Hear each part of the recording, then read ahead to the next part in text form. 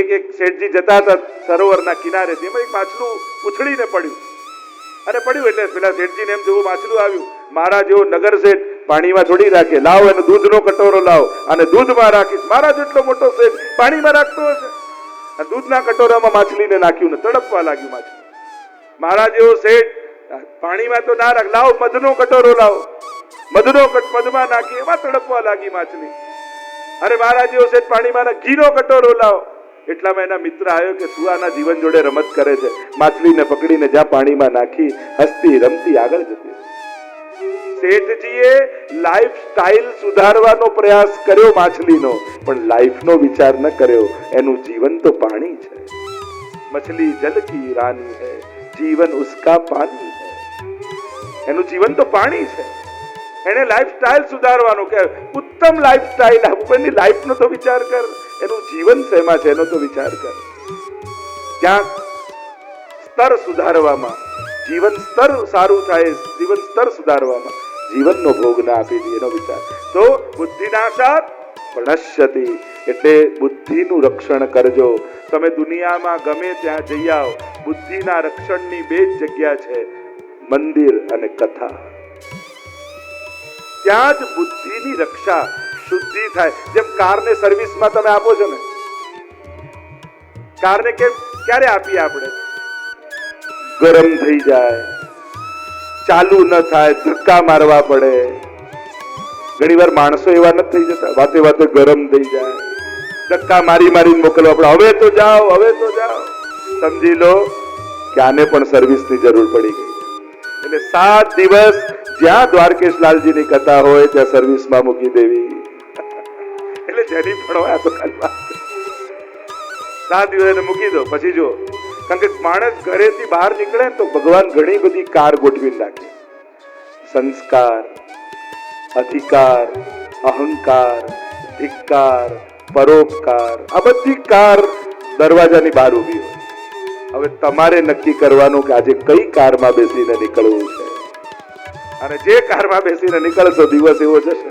એ પછી જે ગાડીમાં બેઠા કાર ત્યાં, હવે અહંકારમાં બેઠા તો એ પછી ત્યાં લઈ જશે, સંસ્કારમાં બેઠા તો પછી ત્યાં લઈ જશે, ઉપકારમાં બેઠા તો ત્યાં લઈ જશે, પરોપકારમાં બેઠા ત્યાં લઈ જશે. ઘણી બધી કાર રોજ સામે હોય. કોઈ કે મારી પાસે એક કાર નથી, આટલી કાર ભગવાન રોજ સામે ઉભી રાખે. શેમાં તમે બેસો છો એ તમારે નક્કી કરવાનું. કર્મણ્યેવાધિકારસ્તે મા ફલેષુ કદાચન. સ્ટેરિંગ તો તમારા જ હાથમાં આપ્યું છે. કાર આવી ખરા, ભગવાન કે તું સ્વતંત્ર કર્મા, હું તને ફળ રૂપે કાર આપી, એન્જિન રૂપે ભગવાન છે, સ્ટેરિંગ આપણા હાથમાં. કાર આપી, હવે કાર ક્લબમાં લઈ જવી કે હવેલીમાં લઈ જવી તમારે નક્કી કરવાનું. હાથ આપ્યા, એ હાથથી કોઈને પાડવો કે ઉપાડવો એ તમારે નક્કી કરવાનું. ભગવાન તો શક્તિ આપે છે, શક્તિનો સદુપયોગ કરવો કે દુરુપયોગ કરવો એ તમારે નક્કી કરવાનું. મને આનંદ થાય, આજે સમાજમાં કેટલા પરોપકારના કાર્યો ચાલે છે. વ્યક્તિગત હોય, સામાજિક હોય, સંસ્થાકીય હોય. આજે માણસ વધારે સોફ્ટ થયો છે પહેલા કરતા. પહેલાના યુદ્ધો તમે જુઓ ને તો કેવા હિંસક યુદ્ધો હતા, જાણે કઠોર પથ્થર ના હોય, દિલ ના હોય. તલવારથી ને કોઈને મારવા ને કોઈને કેવા તમે કથાઓ સાંભળો તો માણસ કેટલો નિષ્ઠુર હતો. આજે બહુ સોફ્ટ થઈ ગયો. અને હું તો કહું છું, આપણા દાદા પરદાદા કરતા પણ આજની જનરેશન. પહેલા તો બાળક કંઈક પડીને આવે ને ક્યાંક સાયકલ માંથી તોય 2 થપાટ મારતા. ક્યાં પડીને આવ્યો? વાગેલું હોય તોય 2 લાફો મારે. અને આજે તો બકા શું થઈ ગયું, લાવ તને લગાડી દઉં, આ થઈ દઉં, એવો પંપાડીને સોફ્ટ કરી નાખે. ક્યાંક આપણે જ એમને સોફ્ટ કર્યા છે. એમને આપણો સોફ્ટ કોર્નર છે ને એમાં કઈ ખરાબ નથી. હવે પેલું મારી પહેલા તો શું દરેક વાતમાં મારીને સંભળાવતા, સોટી વાગે સમસમ ને વિદ્યા વાગે દરેક વસ્તુ. સ્કૂલમાં ટીચર મારીને મોકલે અને ખબર પડે કે ટીચરે માર્યો એટલે બીજા પપ્પા બીજી 2 મારે. કેમ માર ખાઈને આવ્યો, શું કર્યું તું, કેમ યાદ કરીને ના ગયો? પહેલા તો બધું મારીને વળીને જ થતું.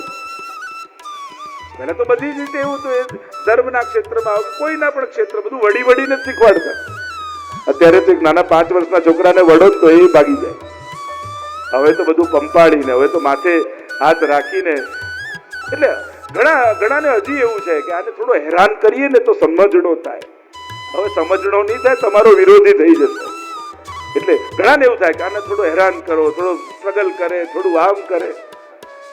અને પાછા પપ્પાએ પોતે યાદ અપાય, અમે જયારે ગામડું છોડીને શહેરમાં આવ્યા, 100 રૂપિયા અમારી પાસે હતા. પેલો દીકરો કે આ 100 વાર તમે કહી દીધું છે પપ્પા, બધાને કોખાઈ ગયું છે ઘરમાં. આખી સ્ટોરી તમારી બધાને મળે, તમારા હાર્ડ લક હતા, એમાં હું શું કરું? મને તો મજા કરવા દો. એને હવે હેરાન કરીને કોઈને નહીં શીખવાડાય, હવે તો વ્યવસ્થાઓ આપીને શિક્ષણ આપવું પડશે. તમે એવા સંજોગો, એવી હવેલીઓ, એવા શિક્ષણના વર્ગો, એવા ક્લાસીસો, એવી એકેડમીઓ. જો પહેલી વાર પુષ્ટિ માર્ગમાં આપણે અમેરિકામાં એક વૈષ્ણવ સંઘ આખી એકેડમી વૈષ્ણવ ધર્મની યુનિવર્સિટી જેવું ઊભું કરીએ છીએ ઓર્લાન્ડો ખાતે, જ્યાંથી ઓનલાઈન બધા જ વર્ગો ચાલશે અને એનું ઇન્ટરનેશનલ સેન્ટર અહીંયા ઇન્ડિયા ખાતે એક સુંદર સ્થાન. જ્યારે એનું બધું પાકું થશે ત્યારે કહીશ અને વડોદરા વાળાને વધારે આનંદ થશે. તો એવા એક આખું ઇન્ટરનેશનલ સેન્ટર અહીંયા ઇન્ડિયા ખાતે નિર્માણ પામવાનું છે. પણ જ્યારે પાકું થાય ત્યારે જ કેવું, એમ તો પાકું જ છે, પણ એની વધાઈ જ્યારે બધું પ્રોપર બધી જ રીતે તૈયાર હોઈએ ત્યારે આખું એવું ઇન્ટરનેશનલ સેન્ટર બનાવવું છે કે ઘરે બેઠા બેઠા તમારે હવેલી સંગીત શીખવું છે, તમારે ગીતાજી ભણવા છે, તમારે સોળસગંજ ભણવા છે, તમારે સેવા પ્રકાર શીખવો છે, અમારા ટીચર્સ ઓનલાઈન તમને ઘરે બેઠા શીખવાડે. અને દર વર્ષે ત્યાં કેમ્પ થાય, એટલે વર્ષે અઠવાડિયું ત્યાં આવીને રહો તો તમને આ બધું પ્રેક્ટિકલ શીખવા મળે. આખું એવું એજ્યુકેશન બેઝ કરી અને આખી આવી એકેડમી ઇન્ટરનેશનલ બનવા ઇન્ડિયા ખાતે બનશે. તો આવા દરેક દેશોમાં અત્યાર સુધી ભાવ પ્રધાન આપણો ધર્મ હતો અને ખૂબ ભાવનાથી કર્યું, પણ હવે જ્ઞાન પ્રધાન બનાવવો છે, નોલેજ બેઝ હોવું જોઈએ, જેથી કોન્ફિડન્સ ધર્મ કરવાનો આવે અને અંધશ્રદ્ધાઓ આપણા ધર્મમાં ન ઘૂસી જાય. એની સાવધાની રહે, એના માટે આ જ્ઞાનની વાડ કરવી જરૂરી. મહાપ્રભુજીને પણ પૂછ્યું કે આપ તો ભક્તિ માર્ગના આચાર્યો છો, પછી આ સંધ્યાવંદન ને કર્મકાંડ કેમ કરો છો? મહાપ્રભુજી સુંદર ઉત્તર આપતા કહ્યું કે ભક્તિ માર્ગ એ ફૂલોનો બગીચો છે, પણ આ કર્મકાંડ અને જ્ઞાન છે ને એ એની કાંટાની વાડ છે. જો અમે વાડ ન કરીએ ને તો કોઈ પણ આવીને બગીચો બગાડી જાય.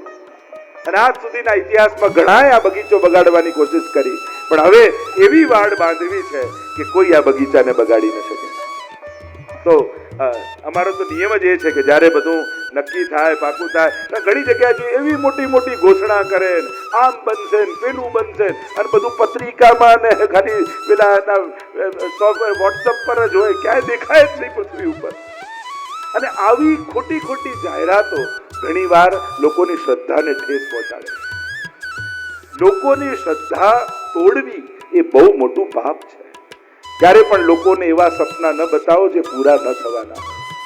અને ધર્મ ક્ષેત્રમાં જ્યારે આવું થાય ત્યારે આપણને દુઃખ થાય. પત્રિકા જોઈને તમને એમ લાગે ઓ શું શું થઈ જવાનું, અને પછી વર્ષ પછી ખબર પડે કે આપ્યા હતા એ બધા જતા રહે. તો ઘણી વાર આ બધા કાર્યો સમાજને બહુ મોટું નુકસાન પહોંચાડતા. સાધારણ વ્યક્તિ ભૂલ કરે તો એકલા એને ભોગવવી પડે, પણ મોટા પદ પર બેસેલા વ્યક્તિઓ ભૂલ કરે ને તો એનું પરિણામ આખું સમાજે ભોગવવું પડતું હોય. એટલે ખૂબ સાવધાન થવાની જરૂર. વાત પણ ક્યારે મૂકવી જ્યારે તમે તૈયાર, તમારું ડેડિકેશન ન હોય, તમારો સંકલ્પ ન હોય, સમાજના કલ્યાણ કરવાનો સંકલ્પ ન હોય અને સ્વયંનો યશ ફેલાવવાનો સંકલ્પ હોય ને, એ સત્કર્મો બહુ વાર ટકી શકતા નથી. તમારા અંદરથી એવું હોય કે મારે સમાજનું કલ્યાણ કરવું છે, તો જ તમારે લીડ લેવી, તો જ સત્કર્મ ઉપાડવા. પણ લોકોની શ્રદ્ધાને ઠેસ વાગે એવા કાર્યો ન કરવા. લોકસ તદનુ વર્તતે. જ્યાં નેતાઓ નબળા થઈ જાય ને તો આખો સમાજ નબળો પડી જતો હોય છે. એટલે લોકોએ પણ સાવધાન રહેવું. પરખવાનો સમય છે હવે દરેક વસ્તુ. કારણ કે આપણે પગે લાગતા પહેલા જોતા નથી, ઉતાવળ કરીએ છીએ, પછી નિંદા કરવાનો વારો આવે છે. સમાજે જોવું.